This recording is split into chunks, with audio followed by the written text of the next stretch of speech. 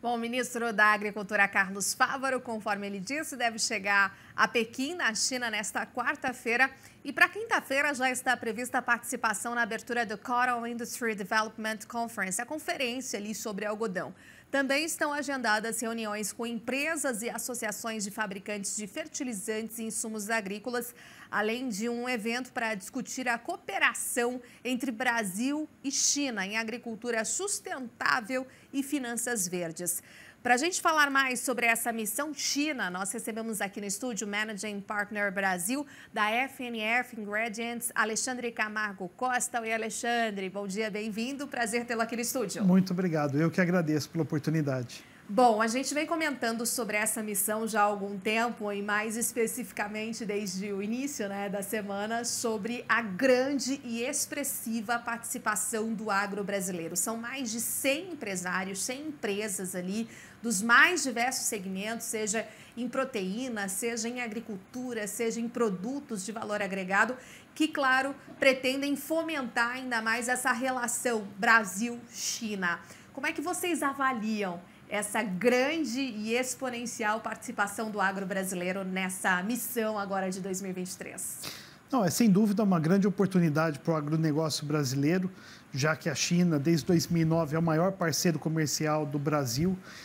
Nós tivemos no governo anterior alguns momentos de um pouco de atrito entre o Brasil com a China. Então, a gente espera que com essa viagem, o governo atual, o governo Lula, possa realmente aproximar novamente o Brasil com a China, abrindo novos mercados, novos produtos.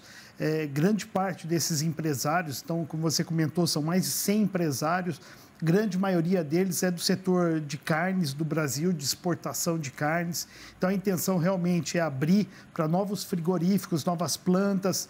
Essa questão, por exemplo, que a gente está passando neste momento, do bloqueio de exportações de carne para a China, por um caso atípico de BSE, a doença da vaca louca que nós tivemos aqui no Brasil. Então, tudo isso, com certeza, vai fazer parte dessa negociação, dessa ida desses empresários. A gente tem que lembrar que são empresários muito importantes da cadeia produtiva de carnes a nível mundial. Não são empresários somente que são importantes aqui no Brasil. Eles têm um peso muito grande no mundo. Exatamente, Alexandre. Muito bom você tocar nesse ponto, da proteína animal. A gente tem representação da ABEC, da BPA, mas, claro, há uma grande expectativa. A gente disse agora, o ministro Fávaro, então, ele foi antes junto a essa comitiva de empresários do agro brasileiro e na próxima semana, na terça-feira especificamente, dia 28 de março, ele se une a comitiva, então, presidencial, então, de Lula e outros ministros e secretários para participar ali das assinaturas, das reuniões, realmente, dos acordos que serão fechados. Há uma grande expectativa, Alexandre, o mercado já vem falando isso, sobre a questão do anúncio aí da reabertura, do mercado chinês. Você também acredita nesse ponto? Eu acredito que sim. Eu acredito que um dos temas a ser tratado e a ser anunciado durante essa visita seja a reabertura para as exportações de carne bovina, do Brasil para a China. Então, a gente tem que sempre pensar que a China é muito importante para o Brasil, mas hoje em dia o Brasil também é muito importante para a China. Então, o peso das exportações do Brasil para a China também são muito importantes. Então, afeta muito essa demanda, oferta e demanda de produto de carne na China. Então, o peso do Brasil hoje em dia é muito grande também dentro dessas importações da China. Exatamente, até tem uma análise colocando um pouco disso, e o Fávaro foi muito claro ali na sua colocação, e ele já vem desde o início, como ministro, colocando dessa relação de cooperação de fato. Então, exatamente. Por exemplo, exportamos muito, tanto soja, agora recém-aberto milho, proteína animal, nem se fala, mas a China já vem trabalhando num modelo de contrapartida, por exemplo, de nós importarmos mais a maçã chinesa, e tem outras situações aí semelhantes. Então, essa comitiva também já vai assim nesse intuito, e o próprio Ministério no intuito de ter essas contrapartidas, Exportamos bastante, mas a China também quer chegar com os seus produtos agro ou outros de uma certa maneira. Não, com certeza. A gente não pode esquecer que os chineses são comerciantes há milênios. Então, com certeza, eles também vão ter algumas pautas que eles querem colocar também. Então, alguns produtos que eles querem incentivar a exportação para o Brasil. E o Brasil tem necessidade também de importação. Então, falando um pouco do setor que eu trabalho, de nutrição animal, vitaminas, aminoácidos, o Brasil é totalmente dependente de importações da China, né? Então, todas as vitaminas que o Brasil utiliza em rações são importadas e mais de 90% são importadas da China. Então, com certeza, isso vai fazer parte de toda essa negociação, né? Tanto viabilizar mais exportações do Brasil para a China, como da China para o Brasil também, isso sem dúvida. Foi bastante crucial, nesse momento, ir uma comitiva tão ampla, tão enorme, tão gigante, agora, ainda no início do ano. Foi algo que traz realmente um olhar diferenciado nesse momento para o nosso país, né? Foi bem pontual essa ida agora. Como é que vocês fazem essa avaliação, Alexandre? Eu acredito que sim também, porque essa é a primeira vez que o presidente atual da China, que já está no terceiro mandato, recebe um presidente da América do Sul, por exemplo. Então, é relevante isso. É a terceira viagem já do presidente Lula para a China, né, juntando com os mandatos anteriores. Então, é muito relevante. Eu acho que também tem essa questão geopolítica do momento. Então, o presidente da China está na Rússia, tratando dessa questão da guerra na Rússia.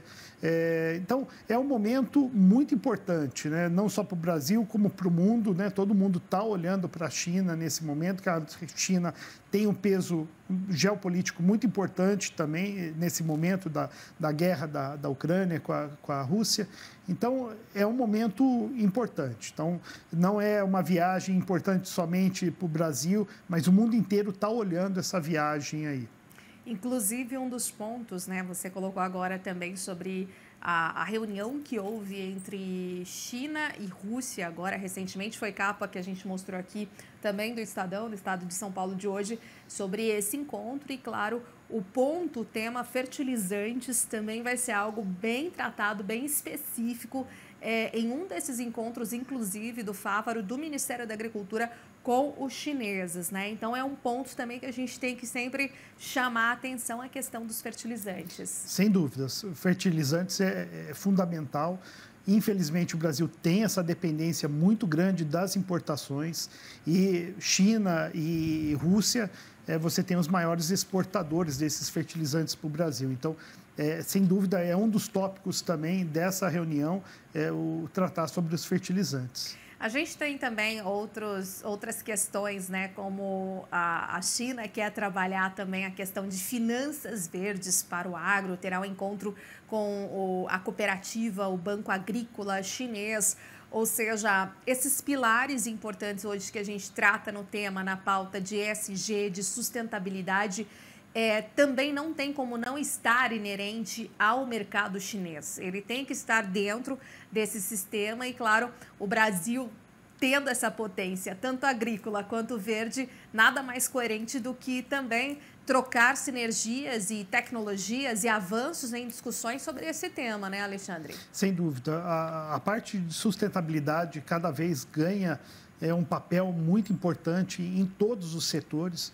O setor do agronegócio tem crescido muito. Essa semana, por exemplo, tem uma reunião do Colégio Brasileiro de Nutrição Animal, começou hoje essa reunião, e são 3 dias que vai se tratar só sobre nutrição e sustentabilidade. Então, você vê, é muito importante essa questão de sustentabilidade hoje em dia. Então, muitos países utilizam até essa sustentabilidade como fator de negociação, de você selecionar quais são os parceiros que querem realmente estar importando o produto. Então, o Brasil, a gente sabe que tem realmente uma sustentabilidade muito grande comparado com outros países do mundo inteiro, né? Europa, Estados Unidos, Ásia. Então, o Brasil tem essa pegada, né, de sustentabilidade muito mais forte que outros países. Então, é muito importante o Brasil sempre estar levando isso também no campo da negociação.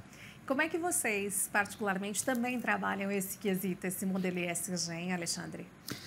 Na parte de nutrição, você tem muito essa questão de estar conseguindo produzir animal com menos consumo de matérias-primas. Então, se você consegue ter um animal que tem um rendimento mais rápido, então ele precisa consumir menos alimento, menos milho, menos farelo, para produzir aquela mesma quantidade de proteína animal, então isso já é uma sustentabilidade.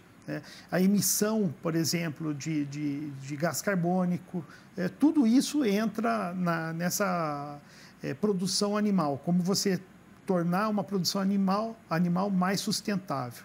Então, você utilizando menos proteína, por exemplo, tudo isso entra dentro dessa produção mais sustentável. Exato. Então, muito obrigada, viu, por sua entrevista aqui em nosso estúdio. Espero vê-lo em outras oportunidades. Muito obrigado. Eu que agradeço. Obrigado. Obrigada a você.